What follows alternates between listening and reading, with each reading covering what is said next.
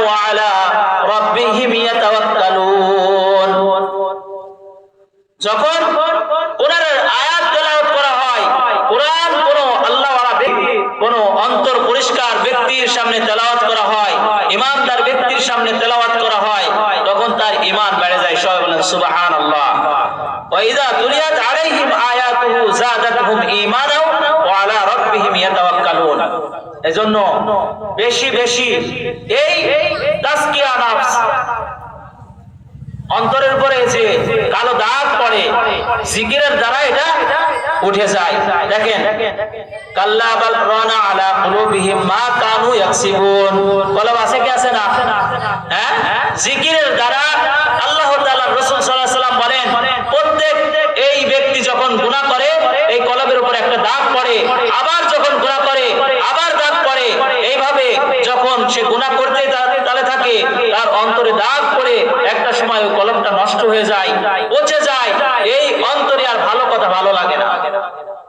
এজন্য প্রত্যেককে কি বেশি বেশি জিকির করতে হবে। জিকির হচ্ছে এই কলবের কি রেত, যেমন কি মরিচা পড়ে নষ্ট হয়ে যায়, কাশি যদি আপনি ফেলায় রাখেন মরিচা পড়ে কি নষ্ট হয়ে যায়।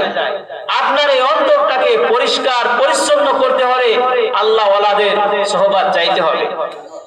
আপনি মনে করতেছেন যে এই জায়গায় যাইবো, দেখেন আপনি মসজিদের ইমাম যদি আল্লাহওয়ালা ব্যক্তি হয়, আপনি সে জায়গায় যান, সমস্যা নাই।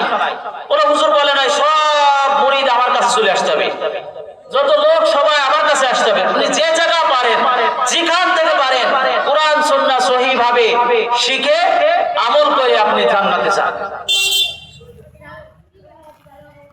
এজন্য আমাদের প্রত্যেকের কি এই কাজগুলো করতে হবে। আর আমাদের দেশে দেখেন আজ কত রকমের মাতুব্বর হয়েছে, কত দল ফিরকা হয়েছে না, কিন্তু একটা সময় এই দেশে টুপি পরার লোক ছিল না, পাঞ্জাবি ওলা লোক ছিল না, এই টুপি দাড়ি ওলা লোক ছিল না, একটা লোক কোরআন জানতো না। এই আল্লাহওয়ালা ব্যক্তিরা, ফুরফুরা দাদা হুজুররা, এরা বিভিন্ন সময় আমাদের এলাকায় আসে, বিভিন্ন জায়গায় এরকমের কিছু মজমা করে লোকদেরকে দিন শিখাইছে, দিন শিখায়। আজকে দেখেন আমাদের বাংলাদেশে কত মাদ্রাসা, কত মসজিদ, এগুলো তাদের অবদান। এজন্য আল্লাহওয়ালা ব্যক্তিদেরকে কখনো কি তুচ্ছ তাচ্ছিল্য করা যাবে না। আল্লাহর বন্ধু যিনি বাতিল তিনি তো বাতিল, কিন্তু যিনি হক আছেন, এই হক ব্যক্তি, হক উলামায়ে কিরামকে কখনোই আঙ্গুল তুলে কথা বলবেন না।